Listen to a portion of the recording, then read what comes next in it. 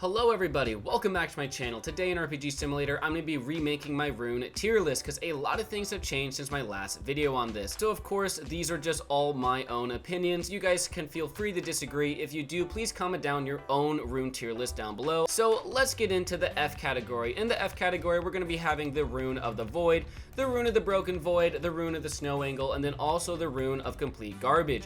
Reason being is all of these do nothing for you in combat. They change no skills and they give you no stat buffs of any kind, and the only way we're ranking these is based on whether or not they can help you in combat, so obviously these all gotta be in the F category.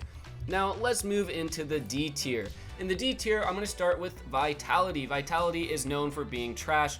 All it does is heal you for 1% of HP every single time you hit an enemy, which doesn't sound that bad in paper, but in reality, all the rest of the rune in the game are pretty much better than this one. So the other rune in the D tier is going to be the rune of the gifts. Reason being is because it kind of makes Calamity Shout worse in a way. So what it does is it makes Calamity drop 4 presents. You must manually pick up these presents to get the buffs from them. They can give you more damage, maybe more critical percent, all sorts of things, but in my opinion, the original Calamity is just better. And then it makes Menacing Shout like a big present catapult. This is a terrible attack, but it is fun to use in lobbies because you can actually use this attack to jump and get to places you normally can't. In the C tier, we have the Rune of Shadows. The Rune of Shadows is just not a good rune. It just doesn't have enough damage. Its Menacing Shout is basically like a big AoE that'll suck in all the mobs, except it just does no damage. Its Ground Stomp does okay damage, but it has a big CD, so it's just never useful. Its Lure Jab just steals the health of enemies and does okay damage. Just overall, avoid the Rune of Shadows. Next, I have the Rune of the Pumpkin. This is the Halloween 2020 rune. So this rune isn't good at all. It affects Mending Sword and does the same thing as Ice Queen, which is its only redeeming quality, because its Mending Sword attack is good. It's just a big old AoE. However, its Blade Storm attack isn't very good. It doesn't really do much more damage than a normal Blade Storm, and I really just think the only valuable part about this rune is the fact that it's worth a lot on the trading market.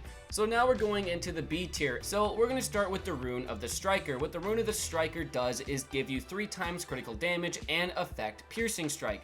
Its main downside, and the reason it's not higher up on the list, is you get no range when using this rune, at least for Piercing Strike. If you're using it only for 3 times critical, you can maybe use Moon Cutters or something else, but overall I think it's a solid B, not bad, not amazing either.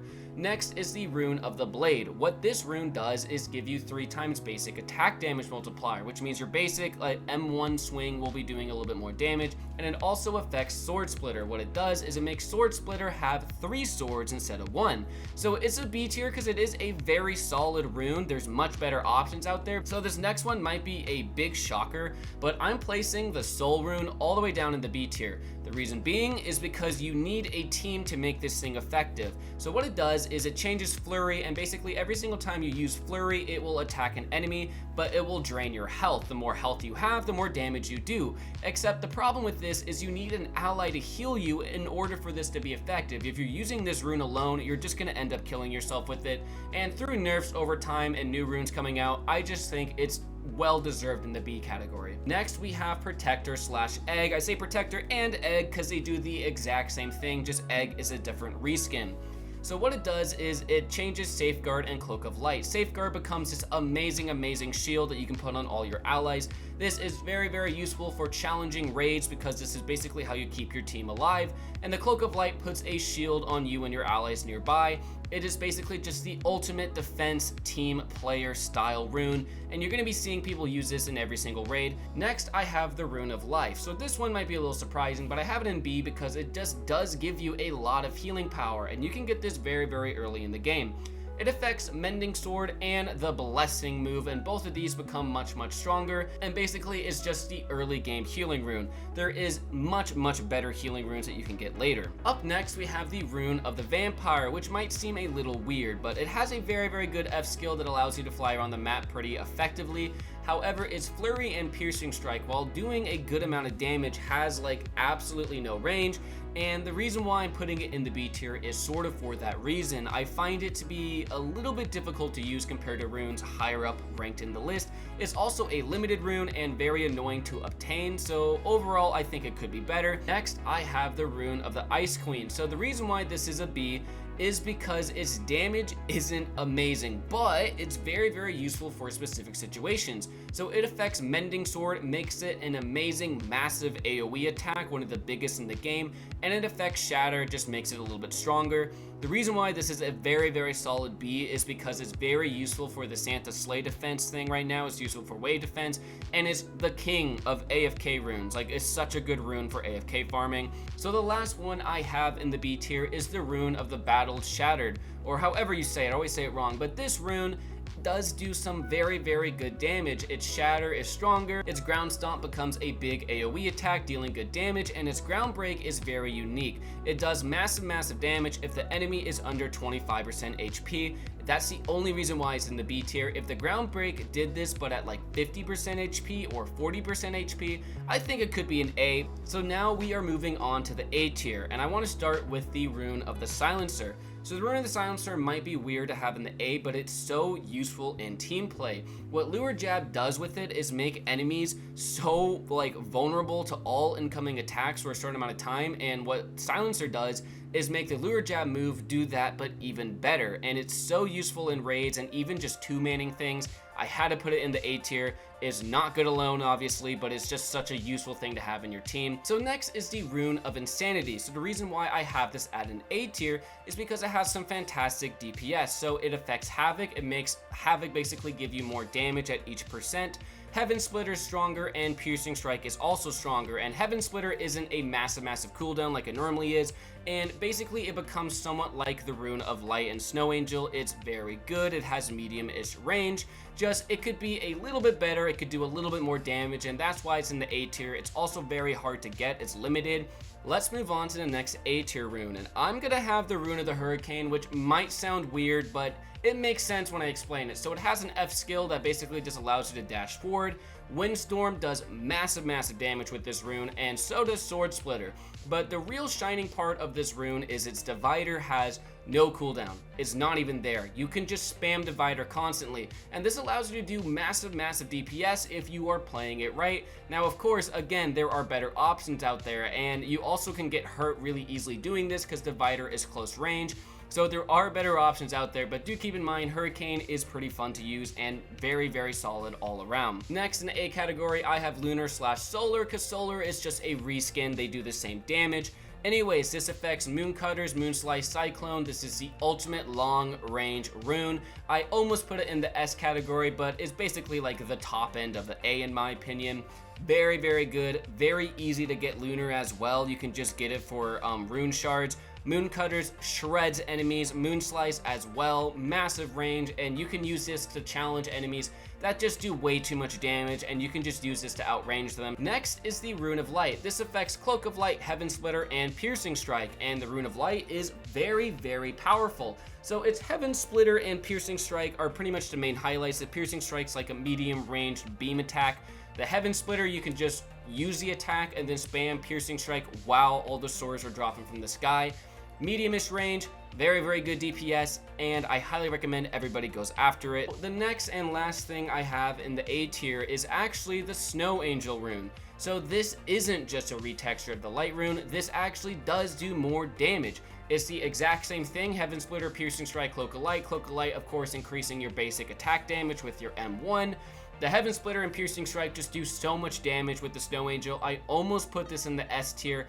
It's just barely not meeting in my opinion, and if you use it right, you can definitely make it as good as an S tier rune. We are getting into the S tier runes. So the first one in the S tier in my opinion is going to be the Rune of Party. The Party rune is the best support rune in the game. Menacing Shout, Cloak of Light, and Mending Sword are all changed. What you can do with this rune is give your allies the ability to dodge incoming enemy attacks, just like enemy bosses. You can heal them for a ton. You can also damage enemies at the same time as healing your allies, and you can make your enemies more sensitive to incoming damage like a Lure Jab. So Party rune is the best support rune in the game. If you are a support player in raid teams, I highly recommend you get a Party rune. So the next rune in the S tier is the Rune of the Azure Phoenix. This has always been one of the best runes in the game, and it is yet again an S tier.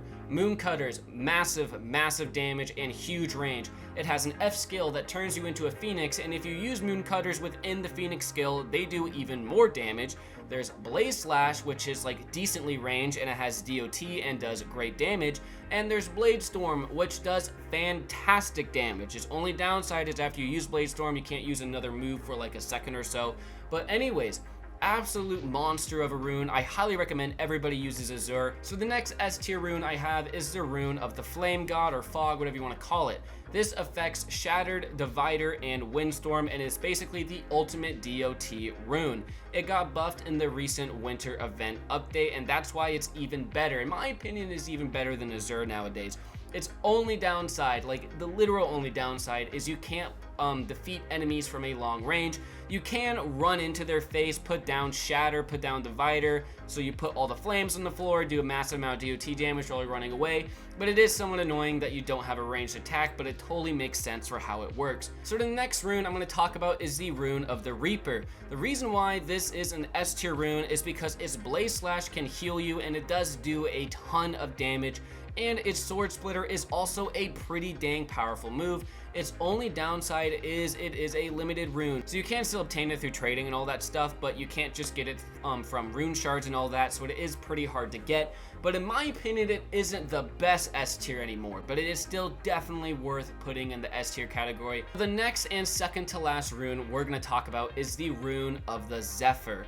The rune of the Zephyr, ever since this came out, was always one of the best runes in the game, absolute S tier monster. So it gets an F skill that allows you to fly around the map just like Vampire, and also it affects Windstorm and Cyclone, and basically what you do is you Windstorm into the Cyclone, and if you do this combo, you do massive damage. Like, there is only one other rune in the game that I can maybe see you doing more damage with. Rune of the Zephyr is just crazy. It is hard to get though, because it is one of those runes you can only get through crafting, but I definitely recommend everybody tries their best to get this. It's like the ultimate end game DPS style rune. So the final S tier, the final rune of this entire video, is going to be the rune of the Blizzard, the rune that just came out. So this will probably get nerfed sometime soon because it's kind of crazy, but it affects Menacing Shout and Mending Sword, and it's basically Ice Queen on steroids. So the Menacing Shout, basically you put this like small, I don't know, blizzard attack in front of you of magic that does DOT damage and then explodes, dealing massive damage, and then the Mending Sword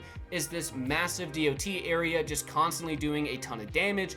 So this rune just, like, it just does so much damage. It knocks most other out of the park with DPS, and it's a limited rune that's still obtainable, at least at the time that this video was uploaded. So I definitely recommend all you guys go after the Blizzard rune if you do not already have it. It's just so powerful and so much fun to use. Anyways, guys, thank you very much for watching my video. Leave a like if you enjoyed. This did take a lot of time to make. Also, subscribe for more, and I would love to see you guys comment your own tier list down below. Be very interesting to see what all you guys think about the runes as well. Anyways, I will see you all in the next video. Bye.